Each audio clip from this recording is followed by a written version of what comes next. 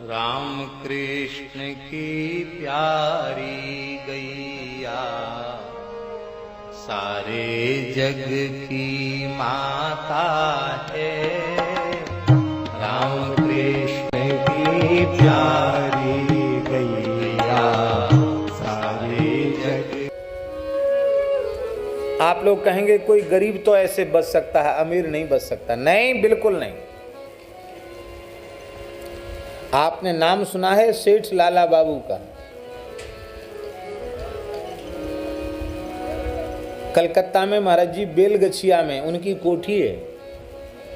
बेलगछिया एक मोहल्ला है, वहाँ कोठी है लाला बाबू की। हम बेलगछिया जाते थे पहाड़ी बाबा के सेवकों में, तो कहते थे महाराज ये पूरा बेलगछिया क्षेत्र लाला बाबू का ही था।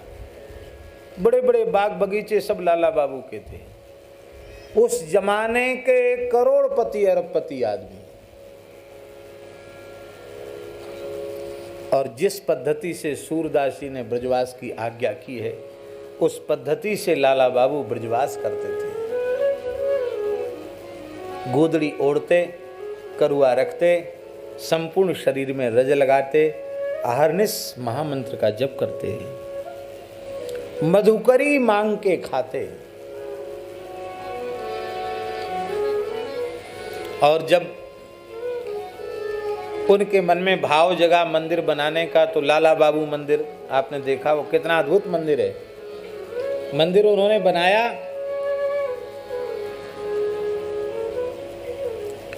उस मंदिर के बनाने में उसी समय रंग मंदिर भी बन रहा था, रंगनाथ जी का मंदिर। तो लक्ष्मी चंद, सेठ लक्ष्मी चंद थे उसको बनाने वाले, और ये लाला बाबू ये भी सेठ थे। सेठों का झगड़ा हो गया जमीन के ऊपर। रंग जी वाले सेठ जी जमीन अपनी, उसका डंडा टेढ़ा करने को राजी नहीं थे, और जमीन इन्होंने खरीद ली थी। ये अपनी जमीन छोड़ने के लिए तैयार नहीं थे। केस हो गया महाराज जी, कोर्ट केस, मुकदमा दायर हो गया। लाला बाबू अपने मन में विचार करने लगे, अब पेशी पर जाना पड़ेगा, कोर्ट केस हो गया, चलेगा केस, फिर फैसला होगा। तो ये फटे पुराने कपड़ा पहने हैं और इस पद्धति से तुम यहाँ रहते हो, अभी भी तुम्हारा धनाभिमान नहीं गया कि मैं सेठ हूँ बंगाल का।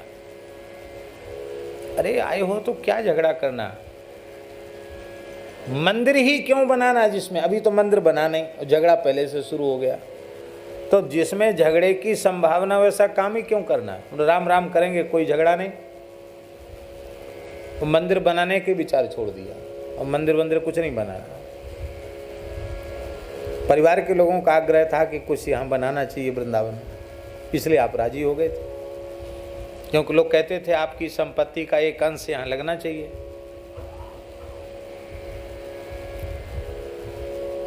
देखो इसको कहते हैं महाराज जी वैष्णवता। आज आपने निश्चय कर लिया कि हमको झगड़ा नहीं करना, और आज मधुकरी लेने आप सेठ लक्ष्मी चंद के निवास पर, जहां वो सदावर्त बांट रहे थे भिक्षुकों को, उस लाइन में ये लग गए कटोरा लेकर के कि आज आप हमारे अपराध को क्षमा करो, ये भिक्षा हमको दो, हम तो भीख मांग कर खाने वाले, हम सेठ नहीं, सेठ तो आप ही हो।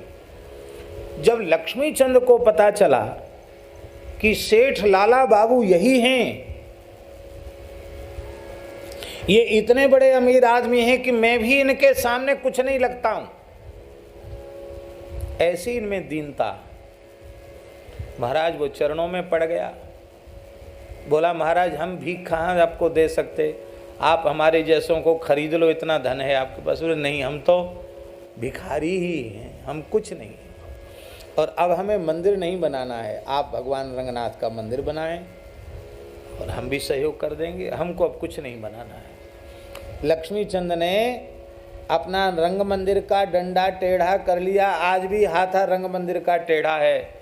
बोले हमारे यहाँ ठाकुर जी तब बैठेंगे जब यहाँ ठाकुर जी बैठ जाएंगे, अब आपको नहीं बनाना, हम खड़े होकर बनवाएंगे। झगड़ा खत्म हो गया। और इतना विशाल मंदिर बनाने के बाद भी लाला बाबू उसी रहनी से रहे जिस रहनी से सूरदास जी ने रहने का संकेत किया है। और इस पद्धति से रहने पर अहर्निश नंद नंदन की अनुभूति होगी। सूरदास जी कह रहे हैं,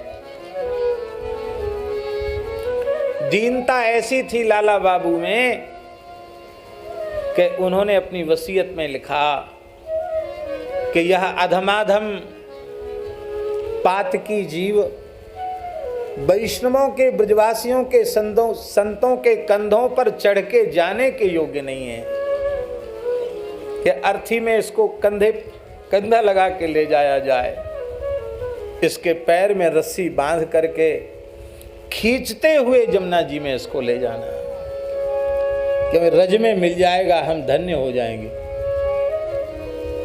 उनकी अंतिम इच्छा का आदर करते हुए उनके पैर में रस्सी बांधकर पूरे वृंदावन में तो नहीं, ज्ञान गुदरी में खींचकर उनकी परिक्रमा कराई गई। फिर उनको जमुना जी में संस्कार किया गया। भैया कौन है सेठ, कौन है राजा, कौन है महाराजा? सब तो श्री ठाकुर जी के दास हैं। इसी भाव में जियो, यही जीवन है।